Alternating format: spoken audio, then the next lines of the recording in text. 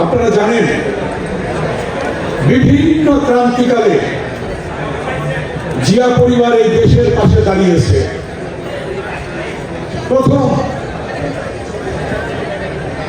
এদের যখন নেতৃত্ব হারা ছিল, জনগণ যখন দিশেহারা ছিল, স্বাধীনতা সংগ্রাম কিভাবে হবে, তখন মহান স্বাধীনতা ঘোষক শহীদ রাষ্ট্রপতি জিয়াউর রহমান ওই চট্টগ্রামের কালুরঘাট বেতার কেন্দ্র থেকে স্বাধীনতা ঘোষণা দিয়েছিলেন। আপনাদের মনে আছে? জিয়াউর রহমান ঘোষণা দিয়েছিলেন এবং দেশ স্বাধীন হয়েছে, সশস্ত্র সংগ্রাম শুরু হয়েছিল।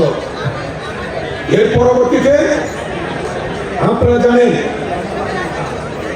বিএনপির চেয়ারপারসন দেশনেত্রী বেগম খালেদা জিয়া দাঁড়িয়েছিলেন যখন স্বৈরাচার এরশাদ ক্ষমতা দখল করে গণতন্ত্র পুনরুদ্ধারের জন্য।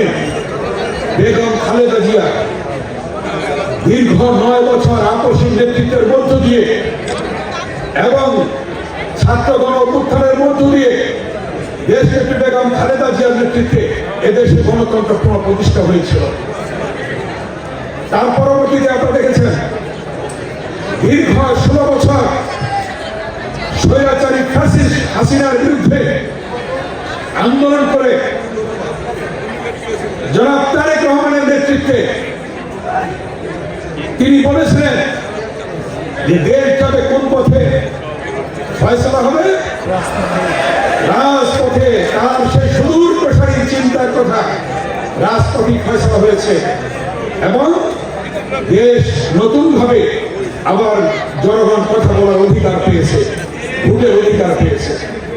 আপনারা জানেন শহীদ রাষ্ট্রপতি জিয়াউর রহমানের দেশকে একটি আধুনিক বাংলাদেশ, একটি স্বনির্ভর বাংলাদেশ করে গড়ে তুলতে চেয়েছিলেন।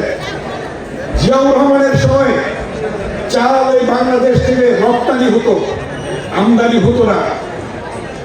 আর সেই বক্তব্যকে বুকে ধারণ করে বিএনপির ভারপ্রাপ্ত চেয়ারম্যান জনাব তারেক রহমান বলেছিলেন একটি উদ্যোগ, একটু চেষ্টা এনে দিবে সচ্ছলতা, দেশে আসবে স্বনির্ভরতা। সেই জিয়াউর রহমানের স্বনির্ভর বাংলাদেশ, খালেদা জিয়ার স্বনির্ভর বাংলাদেশ এবং তারেক রহমানের স্বনির্ভর বাংলাদেশ ইনশাআল্লাহ আগামী নির্বাচনের পরে আবার এই বাংলাদেশে প্রতিষ্ঠিত হবে ইনশাআল্লাহ। এই বক্তব্য রেখে সকলকে ধন্যবাদ জানিয়ে আমার বক্তব্য এখানে শেষ করছি।